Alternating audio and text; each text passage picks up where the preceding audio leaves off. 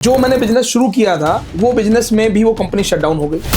तो एंटरप्रेन्योर होता है ना, he is the person who doesn't give up even after multiple failures. बहुत ही कम लोग होते हैं जो एमबीए सिर्फ इस माइंडसेट के साथ कर रहे हैं कि मुझे बिजनेस करना है।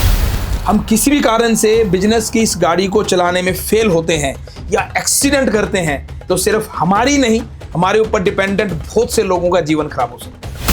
Real estate highly rewarding field है। जितने भी आज इस देश में मल्टी मिलियनियर लोग हैं वो रियल एस्टेट से ही है। सबसे इम्पोर्टेंट चीज क्या है एक रियल एस्टेट की सेल्स पिच में? आप कितना सामने वाले की जरूरत को समझते हैं। कोई भी बंदा 100 करोड़ बना सकता है। पैसा बहुत ही इंपॉर्टेंट है लाइफ में। पैसा भगवान नहीं है, लेकिन पैसा भगवान से कम भी नहीं है। बहुत सारे ऐसे लोग हैं जो रियल एस्टेट में पैसा लगाना चाहते हैं, वो अच्छा रिटर्न लेना चाहते हैं, लेकिन उनको कोई गाइड चाहिए, उनको कोई ऐसा व्यक्ति चाहिए जिसके साथ वो ज्वाइंट वेंचर कर सके। इतना बेनिफिशियल नहीं है रियल एस्टेट में इन्वेस्ट करना, इतने ज़्यादा रिटर्न्स नहीं है। तो सर, आप एक बिजनेस कोच हैं एंड एक रियल एस्टेट एंटरप्रेन्योर भी हैं जी। तो सबसे पहले तो आप ये बताइए कि आपकी जर्नी कैसे स्टार्ट हुई? देखिए, मैंने आज से लगभग 22-23 साल पहले एजुकेशन इंस्टीट्यूट से अपने कैरियर की शुरुआत की थी। ये बात लगभग 2002 की है। एंड 8-10 साल मैंने इंस्टीट्यूट रन किया बहुत सक्सेसफुली, और मैंने उसमें फ्रेंचाइजी सिस्टम तक उस इंस्टीट्यूट को मैं लेके गया। यानी कि मेरे लगभग 50 से ज़्यादा फ्रेंचाइजी मैंने दिए हुए थे। बट 2010 में कुछ बिजनेस जब अच्छा चलता है तो कुछ गलत डिसीजन होते हैं, राइट है ना। तो उसी तरह से मेरी लाइफ में भी हुआ, और 2010 में मैंने कुछ गलत डिसीजन लिए, जिस कारण से मेरा बिजनेस वो तो कोलैप्स हो ही गया। जो मैं कर रहा था बहुत अच्छा सक्सेसफुल चल रहा था, बट जो मैंने बिजनेस शुरू किया था वो बिजनेस में भी वो कंपनी शट डाउन हो गई। अच्छा। तो उस समय मेरे लिए बड़ा क्रिटिकल समय था वो। देन जब कहते हैं ना कि लाइफ में एक ऐसा फेस आता है कि जब आपको अपने आप को पहचानना होता है कि हमारी ऐसी असली पावर क्या है, या कौन सी हमारे पास ऐसी स्किल है जिसके बेस पर हम अपने आप को आगे कामयाब कर सकते हैं या सक्सेस कर सकते हैं। तो मैं काफ़ी डिप्रेशन में भी गया। 5-6 महीने तक मैं काफ़ी डिप्रेस रहा, परेशान रहा कि अभी क्या किया जाए, क्योंकि जो ऑलरेडी बिजनेस सक्सेसफुल चल रहा था वो मैंने बंद कर दिया, और जो बिजनेस मैंने शुरू किया वो उसमें कंपनी शट डाउन हो गई। कुछ ऐसे डिसीजंस लिए गए, गलत कह सकते हैं या जो भी रहा। देन फिर मैंने सोचा कि मेरे अंदर ऐसी क्या स्किल है। तो फिर जब मैं इंस्टीट्यूट चलाता था तो हम एडमिशन्स करने के लिए स्कूल कॉलेजेस में विजिट करते थे। अच्छा। रेगुलरली विजिट करते थे। स्टूडेंट्स को पर्सनैलिटी डेवलपमेंट पे ट्रेनिंग देना, मोटिवेशनल प्रोग्राम्स करना। उसका पर्पज ये रहता था कि हम एडमिशन्स करने के लिए लोगों को कुछ वैल्यू ऐड कर पाए। बिल्कुल राइट। तो वो फिर मैंने जब सोचा कि मैं पब्लिक स्पीकिंग अच्छा कर सकता हूँ, तो उस समय मेरे को एहसास हुआ कि मैं पब्लिक स्पीकिंग अच्छा कर सकता हूँ। और फिर जो 10-12 साल इंस्टीट्यूट चलाते हुए मैंने सीखा लोगों को डील कैसे करना है, लोगों को सेल कैसे करना है, तो कन्विंस कैसे करना है, वो स्किल्स मेरे अंदर थी जो कि काम करते करते डेवलप हो गई थी। राइट। आई थिंक सबसे बड़ी स्किल है वो तो। हाँ, yes yes, you can say that, you can say right. तो फिर मैंने सेल्स ट्रेनिंग शुरू किया। यानी कि यू कैन से दैट कि कॉर्पोरेट्स में भी और बहुत सारे छोटी बड़ी कंपनियों में मैंने सेल्स ट्रेनिंग के प्रपोजल भेजने शुरू किए। अपने विजिटिंग कार्ड्स बनवाए एंड मेल से, और सोशल मीडिया प्रमोशन करना शुरू किया। तो मुझे रियल एस्टेट कंपनी के कुछ ऑर्डर्स मिले ट्रेनिंग के लिए। ओके। तो जब मैं रियल एस्टेट कंपनी को ट्रेनिंग देने जाता था तो जो सेल्स टीम है उनको मैं मोटिवेट भी करता था कि ज़्यादा पैसा कमाना है आपको, और किस तरह से सेल करनी है, लोगों से कम्युनिकेशन कैसे करें, अपने आप को नेगेटिविटी में पॉजिटिव कैसे रखें, और ये सब कुछ सिखाते सिखाते फिर मैं रियल एस्टेट के प्रति भी आकर्षित हुआ। अच्छा। ये 2011 की बात है कि रियल एस्टेट में बहुत अच्छा मैंने देखा कि, और एक चीज और नोट करी कि प्रोफेशनल लोगों की बहुत कमी थी। जितने भी लोगों को मैं जब सिखाता था तो लोग बहुत मोटिवेटेड भी होते थे और एक्साइटेड होते कि अगर हमें कोई अच्छे से गाइड करे तो इस बेहतरीन इंडस्ट्री से हम अपना करियर बना सकते हैं। Right. खाली करियर ही नहीं बल्कि सपने भी पूरे कर सकते हैं। बिल्कुल। तो इस प्रकार का उनको एहसास कराते कराते मुझे भी फील हुआ कि रियल एस्टेट में काम किया जाए। तो मैंने अपना ट्रेनिंग चालू रखा। ट्रेनिंग के साथ साथ मैंने रियल एस्टेट में काम करना शुरू किया। कुछ अच्छी कंपनियों से टाई अप किया, उनका मैंने सेल किया, कुछ डायरेक्ट सेल किए, फिर उसे अच्छा ठीक ठाक सा पैसा बना मेहनत करते हुए। फिर मैंने एक टीम डेवलप की, फिर टीम के साथ काम करना शुरू करा। अब टीम के साथ काम करते करते कुछ अच्छे प्रोजेक्ट मिले, और फिर हमारे हाथ एक बहुत अच्छा बड़ा प्रोजेक्ट लगा। अच्छा। और फिर हमने उसको 100-150 लोगों की टीम डेवलप करके बहुत फास्टली सेल करा उसे, और बाकी ईश्वर ने साथ दिया, और उसमें अच्छा हमारा जो है इनकम अच्छी जनरेट हुई। तो उसके बाद तब से लेकर अब तक हम रियल एस्टेट में भी काम कर रहे हैं, और एजुकेशन सेक्टर में ट्रेनिंग्स का बिजनेस हमारा अभी भी चल रहा है। क्योंकि जो चीज़ हमने किया और जो चीज़ हमने उतार चढ़ाव देखे, और जो सीखते हुए करते हुए जो हमने ज्ञान या नॉलेज या एक्सपीरियंस किया, तो उसको हम चाहते हैं कि लोगों को समझाया जाए कि वो भी अपने लाइफ में किस तरह से सक्सेस हो और रियल एस्टेट जैसी बेहतरीन इंडस्ट्री से किस तरह से वो अपने सपनों को पूरा करें। बहुत ही बढ़िया सर। तो सर कहते हैं कि एंटरप्रेन्योर वो होता है, he is the failure who doesn't give up, है ना। तो और आपकी जर्नी में भी हमने ये देखा कि मतलब आपने बहुत सारे लॉसेस झेले, फाइनेंशियल आपको इश्यूज हुए बहुत सारे, एंड मेंटली भी आप बहुत ज़्यादा परेशान हुए। तो मैं ये पूछना चाहूँगा सबसे पहले, तो आपको ये नहीं लगा कि अब भाई बस हो गया मेरा, अब मैं इस फील्ड में गिव अप कर दूँ? नहीं, ये नहीं लगा। क्यों नहीं लगा? क्योंकि ना मैं स्टार्टिंग से ही मेरे अंदर एक कुछ अलग से करने की एक चाह रही है हमेशा। अच्छा। है ना, क्योंकि मैं लगभग जब मैंने अपना एजुकेशन कंप्लीट किया, एजुकेशन कंप्लीट करने के बाद मैंने अपनी एजुकेशन को स्टार्ट रखा और साथ साथ मैंने बिजनेस स्टार्ट कर दिया था।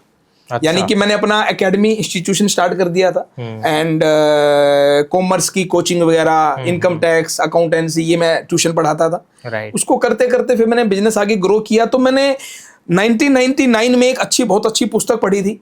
बहुत ही अच्छे और बहुत बड़े मोटिवेशनल स्पीकर हैं शिव खेड़ा साहब। अच्छा। है ना, उनकी एक पुस्तक थी यू कैन विन, जीत आपकी। राइट।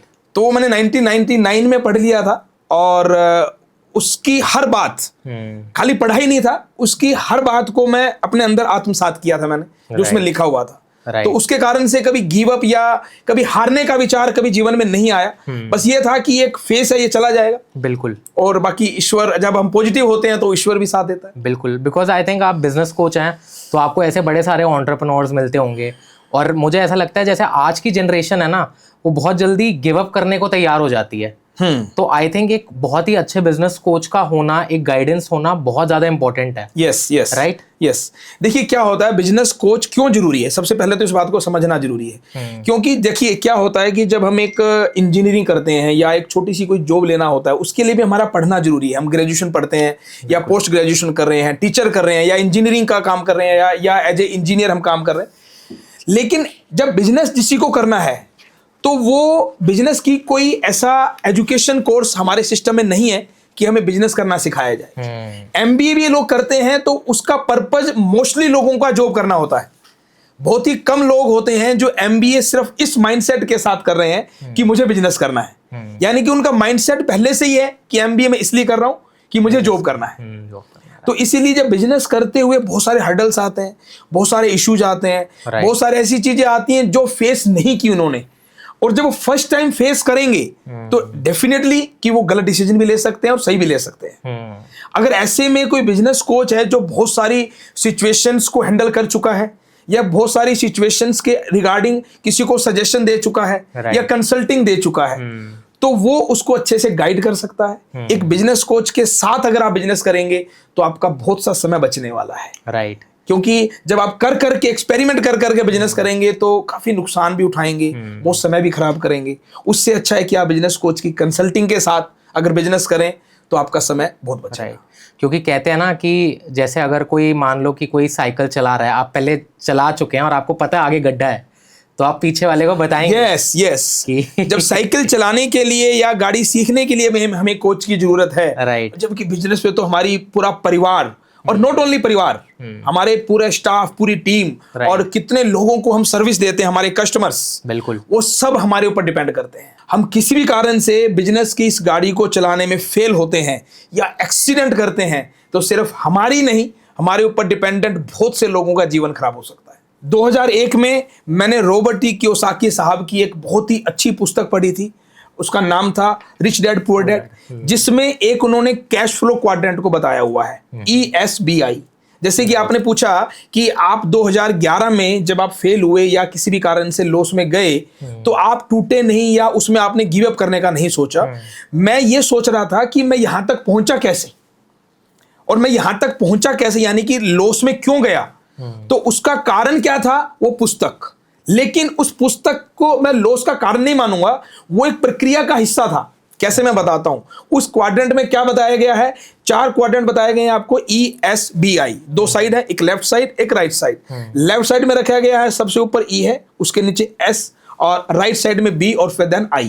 E में क्या होता है, एम्प्लॉय लोग जो कि अपने टाइम को ट्रेड करते हैं, टाइम को बेचकर वो पैसा कमाते हैं, अपना टाइम लगाते हैं और उससे उनको इनकम आती है। S में होता है सेल्फ एम्प्लॉयड लोग जो कि अपना टाइम और स्किल्स है ना, किसी के लिए बेचते हैं और उससे वो जो पैसा कमाते हैं उस अपना घर चलाते हैं।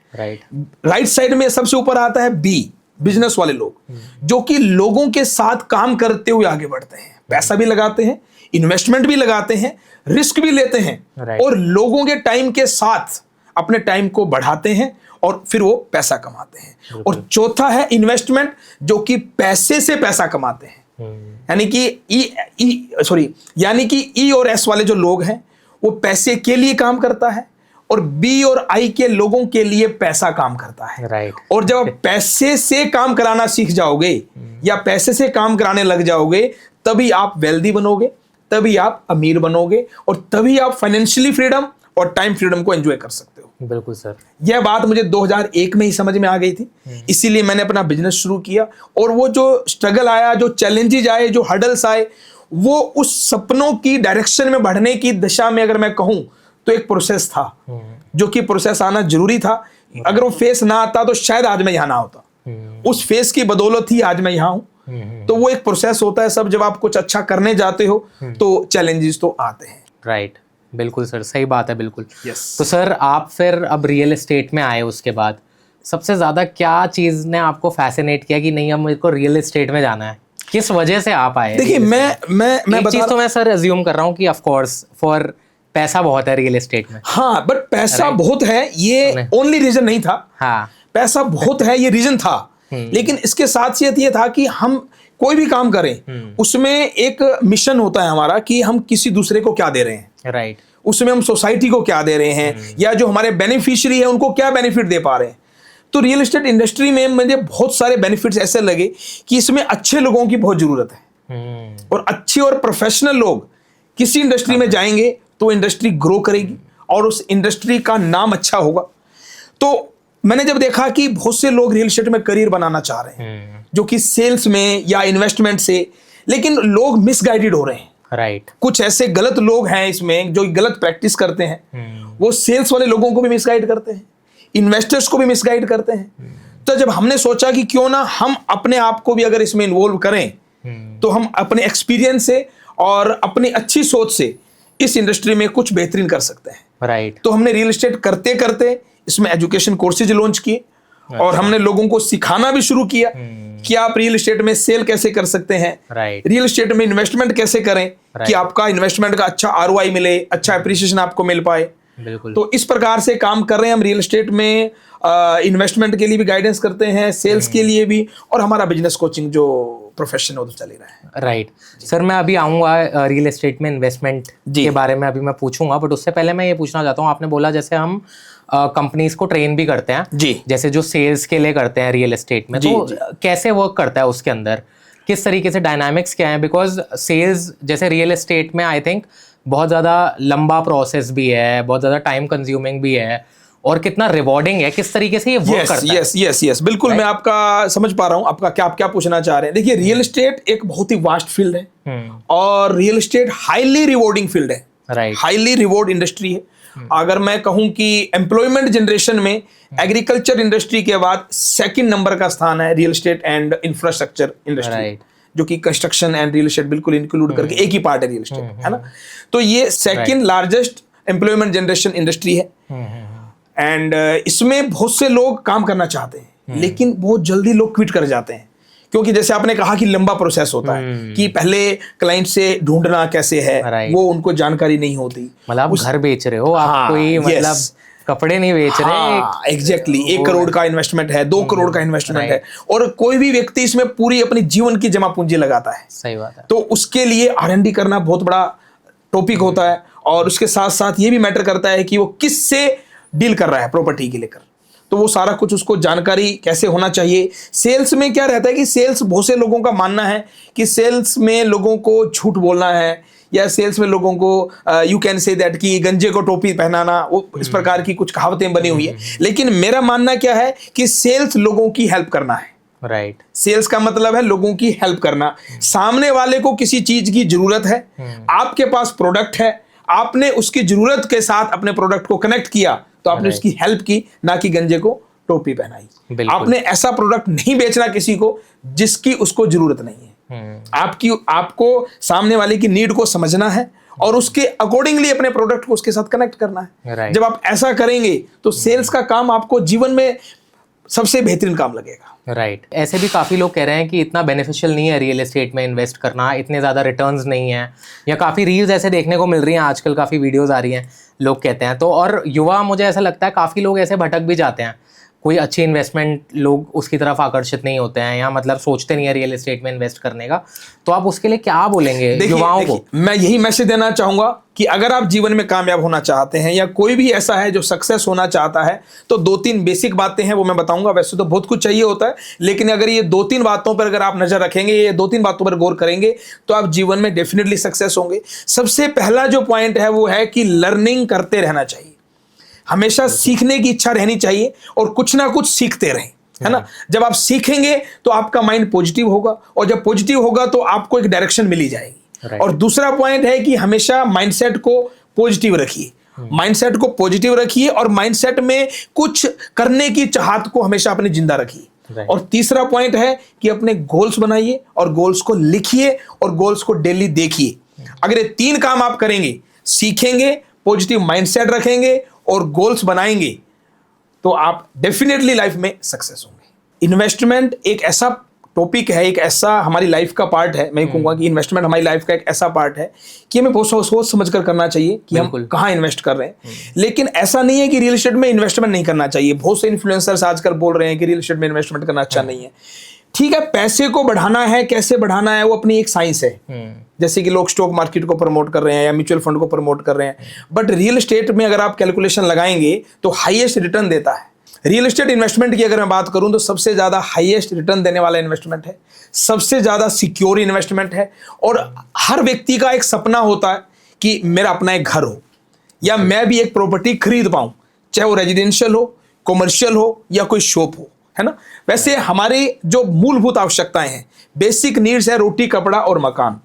और रोटी और कपड़े का जुगाड़ तो बंदा कहीं से कर ही लेता है, लेकिन मकान फिर भी नहीं बना पाता, है ना। तो इसीलिए हर बंदे का सपना है, हर किसी का एक सपना होता है कि मेरा अपना मकान हो। तो इसीलिए एक प्रॉपर्टी या रियल एस्टेट हमारी इमोशन से भी जुड़ा हुआ फैक्टर है। और आपके जीवन में या हर किसी के जीवन में, या आपने ऐसा जरूर सुना होगा, आपके पेरेंट्स से सुना होगा कि हमारे टाइम में यह प्रॉपर्टी 2000 रुपये गज मिल रही थी या 5000 रुपये गज मिल रही थी, या 1 लाख में ये प्लॉट मिल रहा था, आज 10 करोड़ का है, आज 20 करोड़ का है। हर किसी के जीवन में या हर किसी के घर में इस प्रकार की चर्चाएं चलना आम बात है। और इसी प्रकार से अगर आप देखेंगे तो प्रॉपर्टी के रेट में बहुत ज़्यादा अप्रिसिएशन हुआ है पिछले सालों में, और हर साल ऐसा होता ही रहता है। तो रियल एस्टेट में इन्वेस्टमेंट करना चाहिए। रियल एस्टेट से आप एक अच्छी वेल्थ बना सकते हैं, लेकिन रियल एस्टेट इन्वेस्टमेंट भी एक सीखने का कला है कि आप इसको किस तरह से करें, कहाँ पैसा लगाएं, कितना लगाएं, कैसे लगाएं, किसके साथ लगाएं।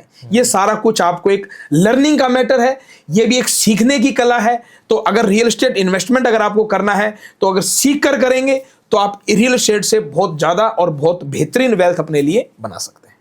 और रही बात क्यों नहीं करना चाहिए, क्यों करना चाहिए, उसमें क्या है कि हर इन्वेस्टमेंट के अपने एडवांटेज और डिसएडवांटेजेस हैं।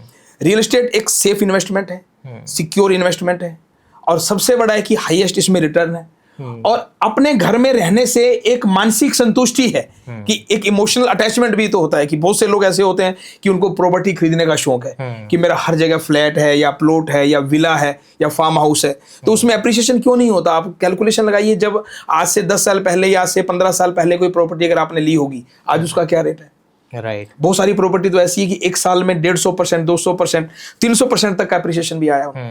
तो रियल एस्टेट एक बहुत ही बेहतरीन और सिक्योर इन्वेस्टमेंट है, इसमें इन्वेस्टमेंट करना ही चाहिए। हाँ, वो एक अलग विषय है कि हम अपने इन्वेस्टमेंट पोर्टफोलियो को कैसे बनाते हैं, कि कितना पार्ट हमने इमरजेंसी फंड में रखना है, कितना पार्ट हमने इन्वेस्टमेंट के लिए रियल एस्टेट में लगाना है, और कितना पोर्शन हमने अपनी इनकम का किसी दूसरे सोर्स में डालना है। सही बात है, right. But real estate is a very good investment, और जितने भी आज इस देश में मल्टी मिलियनियर लोग हैं वो रियल एस्टेट से ही है। राइट। क्या आप जानते हैं कि मैकडी क्या बिजनेस करता है? सभी लोग जानते हैं कि मैकडी बर्गर का बिजनेस करता है ना, लेकिन ऐसा नहीं है। मैकडी को जहां पे पर अपना स्टोर खोलना होता है, वो सबसे पहले अपने उसके आसपास की प्रॉपर्टी को बाय करता है। राइट। जब वो आसपास की प्रॉपर्टी बाय करता है और जब वहां मैकडी का ब्रांड आता है, तो उसके आसपास की प्रॉपर्टी के रेट 3 से 4 गुना बढ़ जाते हैं। तो अल्टीमेटली वो रियल एस्टेट बिजनेस में हुआ ना। राइट। तो real estate is a very good investment, और बड़ा स्मार्टली करना है इस इन्वेस्टमेंट को, और किसी की अच्छी गाइडेंस और कंसल्टिंग से आपको रियल एस्टेट में इन्वेस्टमेंट करना चाहिए। बिल्कुल सर। सर अब देखा जाता है लोग ना दिल्ली में कम इन्वेस्ट कर रहे हैं, ठीक है, दिल्ली में रियल एस्टेट में इन्वेस्टमेंट्स बहुत कम हो रही है और ज़्यादातर लोग मूव कर रहे हैं टुवर्ड्स एनसीआर, लोग इन्वेस्ट कर रहे हैं नोएडा में या गुड़गांव में। तो आपको क्या लगता है ऐसा क्यों? और मुझे ऐसा बताइए, जैसे सपोज हम अभी नोएडा में हैं, ठीक है, तो और काफ़ी लोग गुड़गांव में भी जैसे करते हैं, तो ऐसी क्या लोकेशन होनी चाहिए आपके हिसाब से इस टाइम पे सबसे बढ़िया जगह क्या है इन्वेस्ट करने की, कि मैं कहूँ कि मेरे को 2 से 3 साल में या मैक्सिमम 5 साल में बहुत नेक्स्ट लेवल रिटर्न मिल जाए? तो आपको क्या लगता है उसके लिए क्या सबसे बढ़िया लोकेशन रहेगी? देखिए मैं आपको बताता हूँ कि जैसे कि आपने कहा कि दिल्ली से लोग मूव करके एनसीआर की तरफ जा रहे हैं, क्या होता है कि एक सैचुरेशन पॉइंट होता है। दिल्ली में जितना प्रॉपर्टी का रेट बढ़ना था काफी हद तक बढ़ चुका है ना, वो एक सैचुरेशन पॉइंट पर है, और एनसीआर में नए नए एरिया डेवलप हो रहे हैं। प्लस दूसरा क्या है कि दिल्ली काफी कंजेस्टेड हो गई है, पार्किंग की प्रॉब्लम बहुत रहती है वहां पर, है ना। बहुत सारे लोग आपने देखा होगा कि पार्किंग के कारण गोलियां तक चल जाती हैं, इस प्रकार की वारदातें भी हमने सुनी है न्यूज में, है ना। तो जैसे कि एनसीआर की आपने बात कहा, जैसे गुड़गांव है, नोएडा है, ग्रेटर नोएडा है, या यूं कहें कि अभी नया क्षेत्र, नया एरिया डेवलप हो रहा है यमुना एक्सप्रेस वे, वहां पे एयरपोर्ट आ रहा है, जैसे कि आपने सुना ही होगा। तो यमुना एक्सप्रेस वे भी फास्टली ग्रोइंग है। अच्छा, क्यों है? क्योंकि क्या है कि वो अभी स्टार्ट हो रहा है। राइट। अभी स्टार्ट होना है, जैसे एक बच्चा होता है, छोटा बच्चा होता है, और अगले हम कहते हैं कि 15, 18, 20 साल तक ये बढ़ेगा, 15, 18, 20 साल तक इसका माइंड तेज होगा, इसकी हाइट बढ़ेगी, उस प्रकार से बहुत सारी चीजें होती हैं। इसी प्रकार जहां प्रॉपर्टी का एरिया, नया एरिया डेवलप होता है, नया एरिया स्टार्ट होता है, नया एरिया एक्सप्लोर होता है, तो उसमें अगले 10, 15, 20 साल तक ऑप्शंस होते हैं, अगले 10, 15, 20 साल तक अपॉर्चुनिटी होती है उसमें रेट बढ़ने की। तो इसलिए एनसीआर में रेट बहुत बढ़ रहे हैं, और दूसरा क्या कि वहां भी स्टार्टिंग रेट में है। जैसे कि अगर आपको अगर दिल्ली में लेना है तो बहुत महंगी प्रॉपर्टी आपको मिलेगी, और उसके बाद उसका एप्रिसिएशन नहीं होगा, और उतने ही पैसे में आप एनसीआर में लेंगे तो आपको कहीं ज्यादा साइज भी मिल जाएगा और एप्रिसिएशन भी आप ले पाएंगे। बिल्कुल सही बात है सर।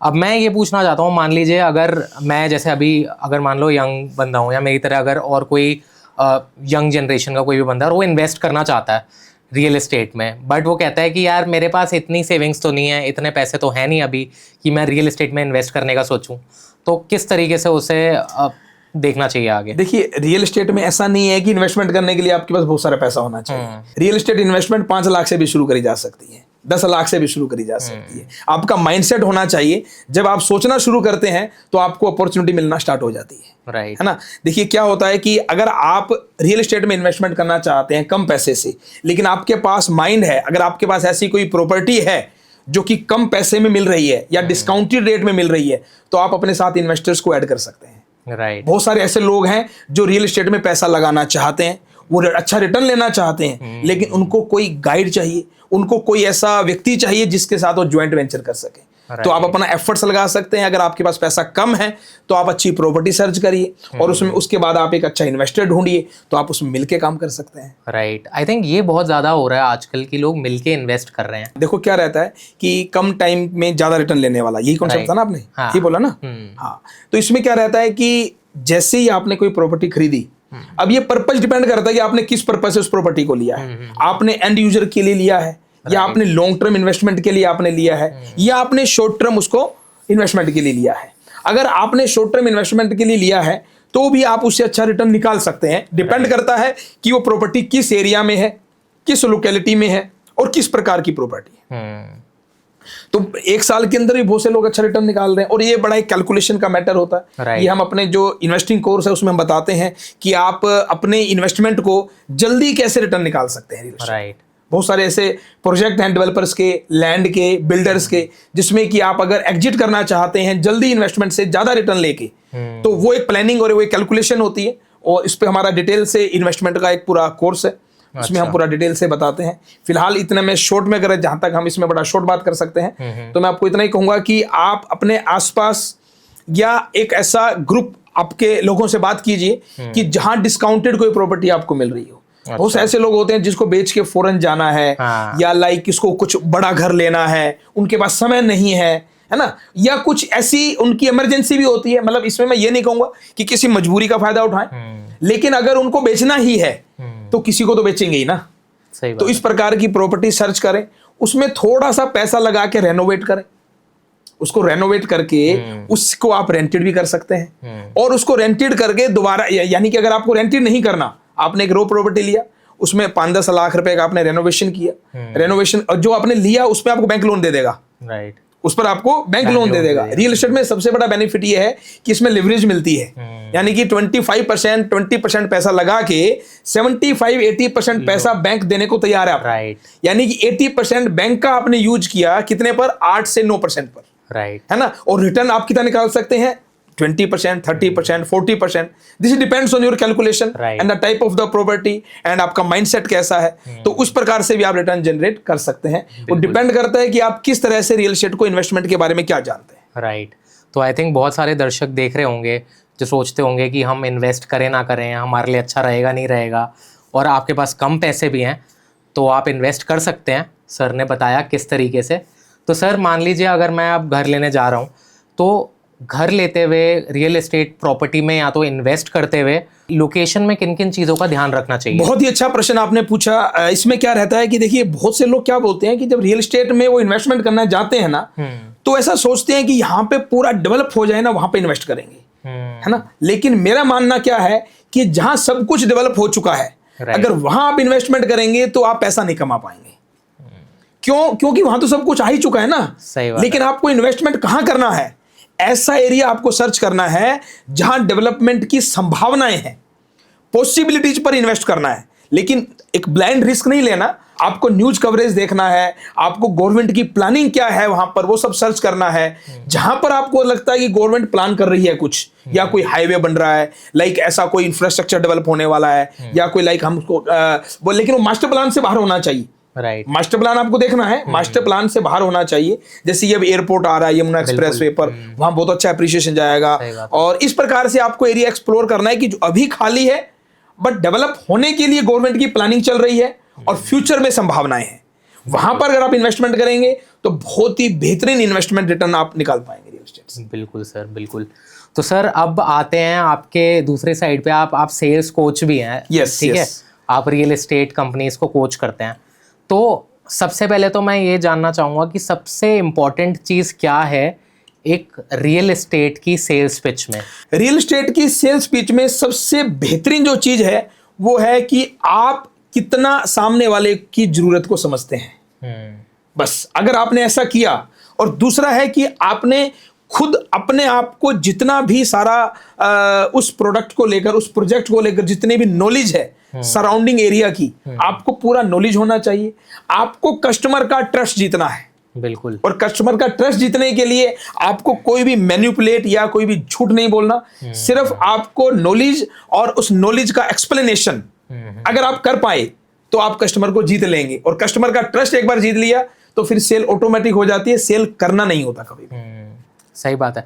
तो ट्रस्ट कैसे बढ़ाया जाए सर? मैं हाँ, बहुत ही अच्छा प्रश्न पूछा आपने। ये भी ट्रस्ट बढ़ाने के लिए, जब देखो क्या होता है कि हर कस्टमर ये चाहता है, हर कस्टमर नहीं, हर व्यक्ति ये चाहता है कि उसके बारे में कुछ बात की जाए। राइट। जब आप कस्टमर से सामने वाले के बारे में, उसके बारे में कुछ बात करेंगे, उसके इंटरेस्ट के बारे में बात करेंगे, उसका प्लान क्या है, वो क्या चाहता है, किस प्रकार की प्रॉपर्टी को सर्च कर रहा है, उसको पूरा आप इस तरह से पूछिए उससे कि उसको ऐसा लगे कि मैं किसी सेल्समैन से बात नहीं कर रहा, मैं किसी कंसल्टेंट से बात कर रहा हूं, और वो मेरे से जानने के बाद मुझे सजेस्ट करेगा कि मुझे क्या करना चाहिए। राइट। तो अगर इस प्रकार से आप बात करेंगे तो कस्टमर का या सामने वाले का ट्रस्ट आप पर बढ़ेगा, और जब ट्रस्ट बढ़ेगा तो डेफिनेटली वो डिसीजन आपके साथ ही लेगा। बिल्कुल सही बात है सर, मैं बिल्कुल सहमत हूँ आपकी इस बात से, क्योंकि मैं एक ना बुक पढ़ रहा था, वो डेल कार्नेज उनके ऑथर थे। यस। उसका नाम है Dale Carnegie. Dale Carnegie, sorry. जी। या सो उसमें बेसिकली ही was explain how to win friends and influence. Yes, how to influence people. बहुत ही बढ़िया पुस्तक है। हाँ जी। और बहुत ज्यादा सोल्ड हुई है वो पुस्तक। बहुत ही बेहतरीन बुक है। तो उसमें एक मुझे वो चीज़ याद आ रही है, उसमें मेंशन था कि जैसे अगर आप फिशिंग के लिए जाते हो तो आप कभी भी सीधा हुक नहीं डाल देते हो रिवर के अंदर, आप उसमें बेट डालते हो। यस। तो सामने वाले को क्या चाहिए, आई थिंक वो सबसे ज्यादा इंपॉर्टेंट है। हुक के अंदर जब आप डालते हो वो, तो उसी के कारण से तो फिश आती है ना। बिल्कुल। तो अगर आप सामने वाले को उसका फायदा नहीं दिखाओगे तो there is no point of selling, मतलब वो सेलिंग हुई नहीं। बिल्कुल राइट। और सर मैं थोड़ा आपसे रिलेट कर पा रहा हूँ बहुत ज्यादा, क्योंकि मुझे याद है मैं जब अपने यूनिवर्सिटी में था तो मैं साइड बाय साइड लाइटें बेचता था, सेल्स करता था, मैं ऑस्ट्रेलिया में था। तो तब मुझे याद है कि मतलब ना सिर्फ आपके पास थोड़ा टाइम होता था कि आपको कनेक्ट करना है बंदे से और मतलब उसकी नीड्स जाननी है, बट हमेशा ये चीज़ वर्क करी है कि हमेशा जब मैंने सामने वाले को बोला है ना कि इन लाइटों से, जो पुरानी लाइटें हैं आपकी, आपका बिजली का बिल बढ़ रहा है, तो उनका एक कान हमेशा खड़ा हो जाता था, अच्छा हाँ मेरे फायदे की बात है। हाँ, तो मतलब yes, वो ये चीज़ जानना चाहते हैं कि हाँ हमारे लिए क्या चीज़ बेनिफिशियल है। बिल्कुल बिल्कुल, डेफिनेटली डेफिनेटली। राइट। अब मैं सर ये पूछूंगा आपसे, जैसे सेल्स की बात कर रहे हैं, ठीक है, और रियल एस्टेट बिजनेसेस की भी हमने बात करी, तो ऐसा बहुत इशू हो रहा है मार्केट के अंदर, स्पेशली इंडियन मार्केट के अंदर, कि ट्रस्ट नहीं बिल्ड हो रहा। हम किसी के पास भी जा रहे हैं ना, ऐसा नहीं है, हमें लगता है कि मतलब हम ट्रस्ट कैसे करें किसी रियल एस्टेट कंपनी पे। देखिए, ट्रस्ट क्यों करें और ट्रस्ट कैसे करें, है ना, तो ये बहुत ही इंपॉर्टेंट बात है इसमें। देखो, ट्रस्ट जिस पर भी आपको करना है, जैसे आपको डेवलपर के बारे, आपको कोई प्रॉपर्टी खरीदनी है तो आप उस प्रॉपर्टी के बारे में पूरा रिसर्च करें, उस डेवलपर के बारे में पूरा रिसर्च करें, उसके डिलीवर्ड प्रोजेक्ट को देखें कि कहाँ उसने डिलीवर प्रोजेक्ट किया है, और उसके जो कस्टमर्स हैं उससे सेटिस्फैक्ट्री जो भी उनकी रिपोर्ट है उसे बातचीत करके देखें। तो जब आप सारी चीजें आपको ठीक लगे, उनके डॉक्यूमेंट्स चेक करें, प्रॉपर पेपर्स चेक करें, टाइटल डीड चेक करें कि कंपनी के नाम रजिस्ट्री है या नहीं है, म्यूटेशन चढ़ा है कि नहीं चढ़ा, और जो अदर लीगल पेपर्स होते हैं वो सब कंप्लीट है या नहीं। और जब सारी चीजें ठीक होती हैं तो फिर आप उस पर आगे डिसीजन लें। सर आपने मेंशन किया कि आप अभी तक 100 करोड़ इन्वेस्ट कर चुके हो रियल एस्टेट बिजनेस में। तो सर पहले तो इसकी मुझे जर्नी बताइए, ये कैसे? इसकी जर्नी वही है जो मैंने आपको बताया कि जब आप अच्छे पॉजिटिव माइंडसेट के साथ जब काम करते हैं और तो अपॉर्चुनिटी आपके सामने आती है ना। जब मेरे पास 2011 में बुरा वक्त आया तो मैं पॉजिटिव था, पहली बात। दूसरा ये था कि माइंड में एक चीज थी कि करना तो है कुछ, तो फिर मैंने अपना स्किल पहचाना और मैंने उसमें काम करना शुरू किया। तब रियल एस्टेट में काम करना शुरू किया। जब आप काम करना शुरू करते हैं, एक कदम चलते हैं, तो आपका पॉजिटिव माइंडसेट और नेचर और गॉड आपको 10 कदम का रास्ता दिखाता है।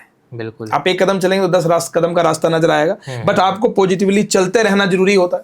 तो हम चलते चले गए, अपॉर्चुनिटीज मिलती गई, हम अपने मेहनत से, लगन से काम करते रहे, तो ये सफर यहाँ तक पहुंचा। और अब हम अपने एक हमारा क्लब है, एक रियल एस्टेट इन्वेस्टमेंट क्लब हमने बनाया हुआ है। अच्छा। उस क्लब में हम लोगों को, खाली हमने बनाया नहीं है 100 करोड़, हम लोगों को भी सिखाते हैं कि कोई भी बंदा 100 करोड़ बना सकता है। अच्छा। और वो कैसे बनाना है, उस क्लब में हम अपना जो हमारी नॉलेज, एक्सपीरियंस जो हमने किया वो सब हम उसमें बताते हैं कि सेल कैसे करना है, इन्वेस्टमेंट कैसे करना है, डिस्काउंटेड प्रॉपर्टी कैसे ढूंढनी है, और लोगों से जो इन्वेस्टमेंट करना चाहते हैं उनसे इन्वेस्टमेंट कैसे कराना है, राइट, और एक पॉजिटिव माइंडसेट कैसे डेवलप करना है, जो कि सबसे बड़ा जरूरी काम है। बिल्कुल, वो अगर डेवलप करते हैं तो कोई भी बंदा रियल एस्टेट से 100 करोड़ रुपए कमा सकता है। बहुत ही बढ़िया सर। सर तो मैं ये पूछूंगा, जैसे कि मेरे को स्क्रैच से स्टार्ट करना है, मान लो मैंने अपनी रियल एस्टेट कंपनी बनानी है, तो मुझे मिनिमम कितनी इन्वेस्टमेंट चाहिए? कुछ इन्वेस्टमेंट नहीं चाहिए आपको। अच्छा। बस आपका पॉजिटिव माइंडसेट चाहिए और आपका मेहनत करना आपको, और आपका टाइम चाहिए। स्टार्टिंग अगर आपके पास कुछ भी नहीं है तो भी आप रियल एस्टेट से पैसे कमा सकते हैं। वो कैसे सर? मैं बताता हूँ। देखो क्या होता है रियल एस्टेट में काम करने के क्या क्या सेगमेंट होते हैं। सबसे पहला सेगमेंट होता है इसमें सेल करके पैसा कमा सकते हैं। राइट। कि अगर आपके पास पैसा है ही नहीं तो आप किसी अच्छे डेवलपर से बात कीजिए, किसी अच्छे बिल्डर से बात कीजिए। आपके जैसे हमने किया 2011-12 में, हमारे पास पैसा खत्म हो गया था ना, मैंने आपको बताया कि पैसा खत्म हो गया था। राइट। तो हमने क्या किया, हमने ट्रेनिंग देना शुरू किया, और ट्रेनिंग देते देते हमने पता लगा कि बेचना भी होता है, तो हमने इसको बेचना शुरू किया। जब आपके पास स्किल है, पॉजिटिव माइंडसेट है, और बेचना कैसे है ये आपको अगर पता लग जाए तो फिर आप बेचना शुरू करें। बेचने के लिए आपको कस्टमर ढूंढने और प्रोजेक्ट ढूंढना है, तो आप बेचना शुरू करें। बेचते बेचते आप पैसे कमाएंगे, उस पैसे का आगे री इन्वेस्ट करें। राइट।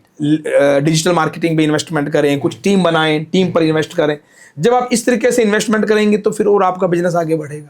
इस तरह से फिर आप एक ब्रोकरेज फर्म भी डेवलप कर सकते हैं, या आपने अगर अच्छा पैसा बनाया है, जैसे हम करते हैं। हम क्या करते हैं, जो भी अच्छे डेवलपर्स हैं या अच्छे बिल्डर्स हैं रियल एस्टेट में, उनके साथ हम पैसा इन्वेस्ट करते हैं। अच्छा। उनके प्रोजेक्ट में पैसा इन्वेस्टमेंट करके उनके साथ हमारा कंपनी लेवल पे शेयर सिस्टम रहता है, और इस प्रकार से हम रियल एस्टेट में काफी प्रोजेक्ट के साथ हमने इन्वेस्टमेंट किया हुआ है। अच्छा। और वहां से हम उनको गाइड भी करते हैं, कंसल्ट भी करते हैं कि अब आपको बिजनेस आगे ग्रो कैसे करना है, प्रोजेक्ट को डेवलप कैसे करना है, सेल्स टीम कैसे बनानी है। यानी कि हमने वहां इन्वेस्टमेंट भी किया और हम अपने कंसल्टिंग भी वहां दे रहे हैं। तो इस प्रकार से हम कंसल्टिंग के पॉइंट ऑफ व्यू से, कंसल्टिंग का जो हमारा अर्निंग सिस्टम रहता है उससे हम करते हैं, और जो इन्वेस्टमेंट है उस इन्वेस्टमेंट पे हमें जो रिटर्न चाहिए वो हमें रिटर्न मिलता है। अच्छा, तो मतलब जैसे कि आप बिल्डर या डेवलपर नहीं है, बट आप इन्वेस्ट करते हैं उस तरीके से? नहीं, हमारी कंपनी भी है, हमारी रियल एस्टेट डेवलपर फर्म भी है, बट एक्चुअली क्या है कि जैसे कि मैंने आपको बताया कि हमारा ट्रेनिंग बिजनेस है, और ट्रेनिंग बिजनेस में मेरा बहुत इन्वॉल्वमेंट रहता है, बहुत इंगेज रहता है। तो इसलिए मैं कुछ अच्छे डेवलपर्स के साथ टाई अप करके काम करता हूँ। टाई अप मतलब लाइक इन्वेस्टमेंट लगा के, यानी कि इन्वेस्टमेंट पॉइंट ऑफ व्यू से हम इन्वेस्टमेंट पार्टनर होते हैं, और बिजनेस कंसल्टिंग से हम उनका बिजनेस कंसल्टिंग करते हैं। तो सर आपने जैसे बताया बिजनेस कोच भी हैं, आप डेवलपर्स और ब्रोकरेज फर्म्स को भी आप गाइड करते हैं, तो आपकी यूनिक वैल्यू क्या है आपकी कोचिंग की? देखिए, यूनिक वैल्यू सबसे बड़ी जो चीज़ होती है वो ये होती है कि स्ट्रैटेजी। जब एक बिजनेसमैन काम कर रहा होता है तो वो बहुत सारे ऐसे गलत डिसीजन ले लेता है, या उसको उस सिचुएशन के अंदर होता है वो, है ना, तो उसको कई बार पता नहीं लगता कि मेरे साथ क्या सिचुएशन हो रही है और मुझे इसमें क्या करना चाहिए।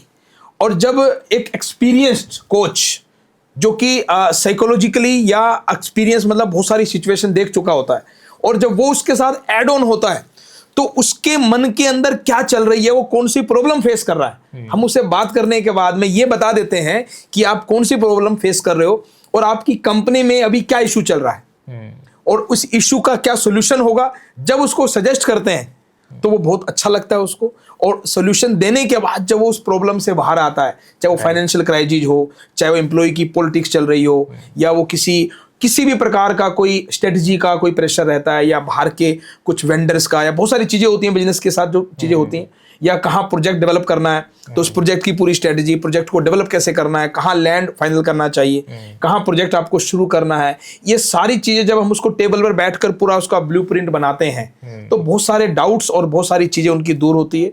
और जब हम मिलकर फिर उस प्रोजेक्ट पर एग्जीक्यूट भी करते हैं, हम नॉट ओनली की कंसल्टिंग करते हैं, उस प्रोजेक्ट पर मिलकर बैठकर उसको एग्जीक्यूट करते हैं कि अब इस पे हमने जैसे लाइक आपको एक बिल्डिंग बनानी है, तो बिल्डिंग बनाने के लिए सबसे पहले क्या बनाएंगे, आप एक मैप बनाएंगे, है ना, एक आर्किटेक्ट से मैप बनवाएंगे कि कहाँ पिलर लगना है, कहाँ दीवार बनेगी, लाइक दैट, है ना। इसी प्रकार से बिजनेस का भी एक ब्लूप्रिंट बनता है कि किस प्रकार से हायरिंग की जाएगी, किस प्रकार से प्रोजेक्ट को डेवलप किया जाएगा, कहाँ लैंड ली जाएगी, कितना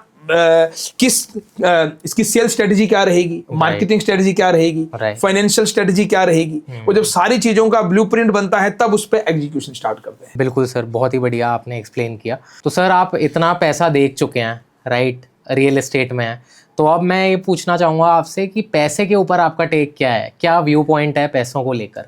पैसे को लेकर बहुत से लोगों के मन में भ्रम रहता है कि पैसे का क्या है, लाइक, है ना। बहुत से लोगों से आप स्टेटमेंट सुनेंगे कि पैसा कुछ भी नहीं है, पैसे की कोई वैल्यू नहीं है, पैसा हाथ की मैल है, और बहुत से लोग ऐसा कहेंगे कि पैसा तो भगवान है ना। तो मैं आपको एक ही बात कहूंगा कि पैसा बहुत ही इंपॉर्टेंट है लाइफ में।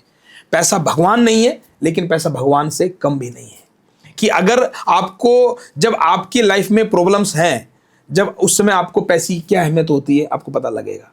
देखिए, बहुत से लोग जो एक्सक्यूज देते हैं कि पैसे की हाथ की मैल है, या पैसा कौन सा साथ लेकर जाना है, या कौन साथ लेकर चला गया, वो सब बातें ठीक हैं, लेकिन हम अगर इस दुनिया में आए हैं तो पैसे को एक रिसोर्स मानना है।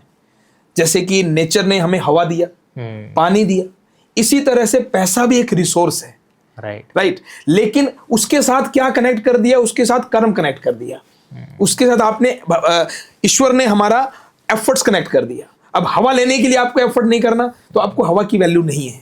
लेकिन पैसा भी एक रिसोर्स है, लेकिन पैसा कमाने के लिए आपको एफर्ट्स करना है, और आपको अगर एफर्ट्स करेंगे तो रिसोर्स की तरह पैसा आपके पास बहुत आएगा। प्रकृति में बहुत पैसा है और ब्रह्मांड में बहुत पैसा है, बहुत आप उसको कमाना आपका राइट है, लेकिन कमाने के बाद उसको उपयोग कैसे करते हैं ये आप पर निर्भर करता है कि आप उसको अपने अच्छे काम में लगाते हैं, किसी की हेल्प में लगाते हैं, अपने और अपने फैमिली के सपनों को पूरा करने में लगाते हैं, या आप गलत कामों में इस्तेमाल करते हैं। और गलत तरीके से पैसा नहीं कमाना चाहिए, लेकिन अच्छे तरीके से, मेहनत से और अपने माइंडसेट के साथ जितना पैसा आप कमा पाएं आपको कमाना चाहिए। बिल्कुल सर। तो रियल एस्टेट जैसे बहुत ज़्यादा कॉम्पिटिटिव है, है ना, और इतने लोग अनसक्सेसफुल हैं इसमें, सारे सक्सेसफुल नहीं होते।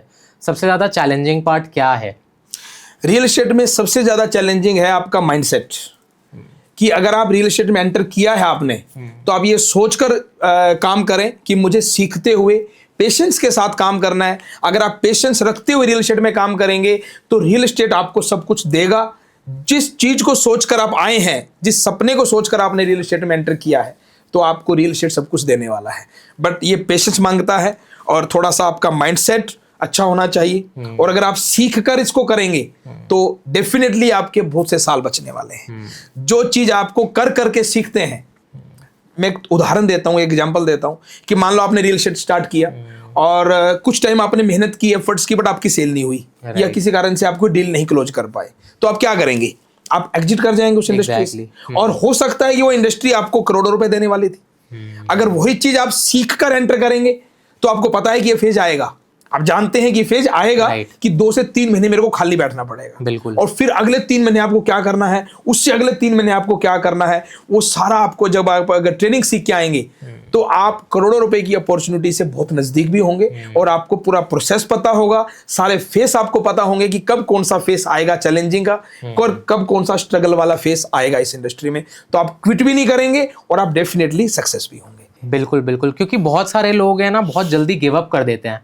और ये बहुत मैंने देखा है, स्पेशली आजकल की जो जनरेशन आ रही है, आजकल जो बिजनेसेस लोग स्टार्ट कर रहे हैं। And I think real estate के अंदर भी यही है कि कोई फर्क नहीं है सब कुछ जीत लेने में और अंत तक हिम्मत ना हारने में।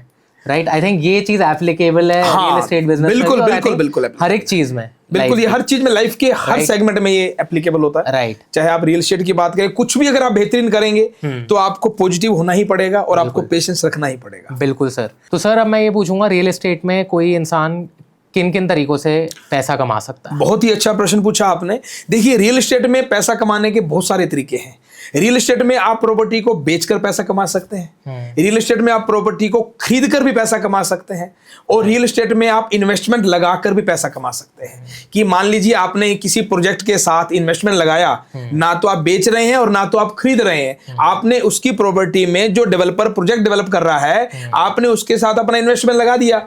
और बेचने वाली टीम उसकी बेचेगी, है ना, और उन्होंने खरीदना है, लेकिन आपने उसको इन्वेस्टमेंट लगाकर भी पैसा कमा सकते हैं। अगर आपके पास पैसा नहीं है तो आप स्किल सीखिए, सेल सीखिए, थोड़ा सा डिजिटल मार्केटिंग सीखिए और माइंडसेट को थोड़ा पॉजिटिव रखिए और बेचना शुरू कीजिए। लाखों रुपए कमा सकते हैं आप सिर्फ बेचकर। अच्छा। और अगर आपके पास कुछ पैसा है तो आप कुछ प्रॉपर्टी खरीदिए और साथ में अपने कुछ लोगों को ज्वाइंट वेंचर में ऐड ऑन कीजिए और मिलकर कोई प्रॉपर्टी खरीदिए। प्रॉपर्टी खरीदने के बाद उसको रेनोवेशन करा सकते हैं। कोई डिस्काउंटेड प्रॉपर्टी अगर आपको मिलती है, रेनोवेशन करा के आप उसको फिर दोबारा बेच दीजिए और उससे भी आप पैसा कमा सकते हैं। तीसरा, यानी कि आप खुद डेवलपर बन सकते हैं। आप चाहें कि अगर रियल एस्टेट डेवलपर बनना है तो आप डेवलपर बन के पैसा कमा सकते हैं। तो बहुत सारे ऑप्शन है रियल एस्टेट में पैसा कमाने के। आपके पास पैसा है तो भी ये इंडस्ट्री आपके लिए है, अगर आपके पास पैसा नहीं है तो भी ये इंडस्ट्री आपके लिए है। रियल एस्टेट इंडस्ट्री हर उस बंदे के लिए है जो जीवन में कुछ करना चाहता है, जिसके सपने हैं और सपनों को वो पूरा करना चाहता है। बिल्कुल, और जिसका राइट माइंडसेट है। हाँ, यस। तो सर एक क्वेश्चन मेरा काफी पर्सनल क्वेश्चन है जी, ठीक है, मैं आपसे पूछूंगा, आजकल बहुत चल रहा है नोएडा वर्सेस गुड़गांव। जी राइट, तो रियल एस्टेट में भी बहुत चल रहा है नोएडा वर्सेस गुड़गांव। हाँ, नोएडा वर्सेस गुड़गांव, जैसे कि आपने पूछा नोएडा वर्सेस गुड़गांव, मैं नोएडा वर्सेस गुड़गांव की बात ही नहीं करूंगा। नोएडा अपनी जगह अच्छा है और गुड़गांव अपनी जगह अच्छा है। बट एक्चुअली है क्या ना, नोएडा में अभी क्या हो रहा है कि अभी प्रॉपर्टी ग्रो हो रही है और गुड़गांव में प्रॉपर्टी के रेट बहुत ज्यादा हाइक हो चुके हैं, बहुत ज्यादा बढ़ चुके हैं, है ना। लेकिन नोएडा अभी डेवलप हो रहा है। राइट। और जैसे कि नोएडा में हम बात करें यमुना एक्सप्रेसवे, तो यमुना एक्सप्रेसवे पे जैसे कि एयरपोर्ट आ रहा है, तो आने वाले समय में यहाँ प्रॉपर्टी के रेट बहुत बढ़ने वाले हैं। और अभी भी पिछले से 2 से 2.5 साल में लगभग 200% प्रॉपर्टी के रेट यहाँ इंक्रीज हुए हैं। वाह, 200% प्रॉपर्टी का रेट इंक्रीज हुआ है लास्ट 2.5 ईयर्स में। तो आने वाले समय में नोएडा में प्रॉपर्टी के रेट बहुत बढ़ेंगे, बट गुड़गांव में भी बढ़ेंगे, बट प्रोपोर्शनेट बात करूं तो गुड़गांव में प्रॉपर्टी का रेट कम बढ़ेंगे रेदर देन नोएडा। तो कंपैरेटिवली आपके पास नोएडा में ज्यादा चांसेस हैं बेटर रिटर्न्स। डेफिनेटली। राइट। तो सर आपने बताया आप ट्रेनिंग बिजनेस में भी हैं और रियल एस्टेट बिजनेस में भी हैं, तो आप दोनों को साथ में कैसे हैंडल करते हैं?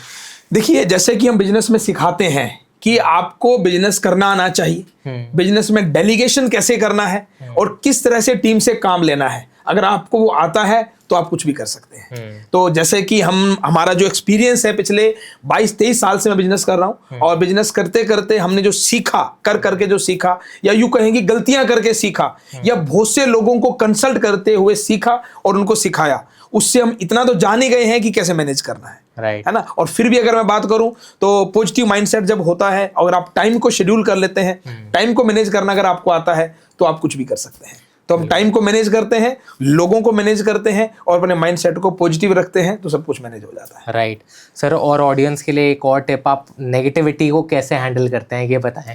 देखो, नेगेटिविटी क्या होती है कि नेगेटिविटी को हैंडल करने के लिए आपको पॉजिटिव रहना है, राइट है ना। नेगेटिविटी को हैंडल करना ही नहीं है, नेगेटिविटी वर्ड ही नहीं बोलना आपको। अब जैसे कि अगर आपके रूम में अंधेरा है, तो आप क्या करेंगे कि नेगेटिविटी को हटाने के लिए क्या करेंगे? नेगेटिविटी को बाहर तो नहीं, यानी कि अंधेरे को बाहर तो नहीं निकाल सकते ना, आप लाइट ऑन कर देंगे, राइट। तो अगर आप पॉजिटिव रहेंगे, पॉजिटिव एस्पेक्ट देखेंगे, पॉजिटिव तरीके से हमेशा अपने आप को प्लानिंग बनाएंगे। हाँ, वो एक अलग बात है कि स्ट्रेटेजी प्लानिंग बनाते हुए नेगेटिव पहलू देखना होता है, लेकिन उसका सोल्यूशन पॉजिटिव वाला ही सोचना है कि किस तरह से मैं इसका सोल्यूशन कर सकता हूँ, how to work, how to solve the problem. जब प्रॉब्लम सोल्वर बनेंगे तो नेगेटिविटी अपने आप भाग जाएगी। बिल्कुल सर। तो सर, आपका मिशन क्या है? हमारा मिशन यही है कि हमने अपने लाइफ में जो कुछ सीखा है, करके सीखा है, या हमारे कोचिज से सीखा है, और लोगों को सिखाते सिखाते जो भी सीखा है उसको ज़्यादा से ज़्यादा लोगों को सिखा पाएं, ज़्यादा से ज़्यादा लोगों तक अपना नॉलेज, अपना एक्सपीरियंस हम पहुंचा पाएं, और लोगों के लाइफ में पॉजिटिव ट्रांसफॉर्मेशन ला पाएं, चाहे वो बिजनेस को ग्रो करने से लेकर है, या इन्वेस्टमेंट पर ज़्यादा रिटर्न लाने से लेकर है, या अगर स्टूडेंट्स की लाइफ की बात करें तो किस तरह से वो अपने करियर को चुने कि लाइफ में सक्सेस भी हो और उस करियर में अपने सपनों को पूरा कर पाएं। यही मिशन है कि हम लोगों के, या हमारे साथ जो भी स्टूडेंट्स हैं, या जो हमारे ट्रेनीज हैं, या जो हमारे क्लाइंट्स हैं, उनके लिए हम बेटर टू बेटर सर्विस दे पाएं, और बेटर सर्विस देते हुए उनके सपनों को पूरा कर पाएं। यही हमारा मिशन है सर। हमारा एक प्रॉपर्टी का क्लब है, उसमें हम रियल एस्टेट इन्वेस्टमेंट क्लब के नाम से हमने उसको बनाया हुआ है। उसमें बहुत सारे लोग हमारे साथ जुड़े हुए हैं, एक कम्युनिटी बनी हुई है, उसमें वो आपस में इंटरेक्ट करते हैं, हम भी उनको गाइड करते हैं कि अगर किसी के पास प्रॉपर्टी है, कोई ऐसी डिस्काउंटेड प्रॉपर्टी हो, या जहां से ज्यादा रिटर्न निकाल सके, उस प्रकार की प्रॉपर्टी होती है, तो आपस में वो शेयर भी करते हैं, और हम भी उनके साथ कंसल्टिंग करते हैं कि किस तरह से आप उस प्रॉपर्टी के साथ या किसी दूसरे प्रॉपर्टी में इन्वेस्ट करके कम इन्वेस्टमेंट से या ज्यादा इन्वेस्टमेंट से कैसे पैसा बना सकते हैं। राइट। तो इस इन्वेस्टमेंट क्लब के माध्यम से हम बहुत ही अच्छी कम्युनिटी बिल्ड कर रहे हैं, बहुत लाइक माइंडेड लोगों की कम्युनिटी बिल्ड कर रहे हैं, और इस कम्युनिटी में जितने भी लोग हैं, हमारा एक ही लक्ष्य है कि इस कम्युनिटी में जितने भी लोग हैं उन सबको हमने 100 करोड़ क्लब में लेकर जाना है। बिजनेस करना मेरे लिए एक पैशन है, और मैं जब बिजनेसमैन लोगों के साथ कंसल्टिंग करता हूं, उन्हें कोच करता हूं, तो मुझे बहुत अच्छा लगता है, क्योंकि अगर मेरे एक्सपीरियंस से, मेरी नॉलेज से अगर मैं किसी बिजनेस को ग्रो कर सकता हूं, किस लॉस में गए बिजनेस को प्रॉफिट में ला सकता हूं, और किसी की टर्नओवर बढ़ाने में अपना कंट्रीब्यूशन दे सकता हूं, तो ये मेरे लिए बहुत सौभाग्य की बात है। अभी हम बहुत जल्द एक और नया वेंचर शुरू करने वाले हैं, और उसके बारे में बहुत जल्दी मैं आपको डिटेल्स जो है वो रिवील करूंगा, और थोड़ा सा टाइम इसमें लगेगा अभी, और उसको भी हम बहुत इंटरनेशनल लेवल पर लेकर जाएंगे। और उसमें बहुत से लोगों को हम एम्प्लॉयमेंट देंगे, बहुत से लोगों को बताएंगे, सिखाएंगे, उसमें लर्निंग एंड अर्निंग की कुछ अपॉर्चुनिटी रहेगी, और बहुत जल्दी इसके बारे में आपको जानकारी दूंगा।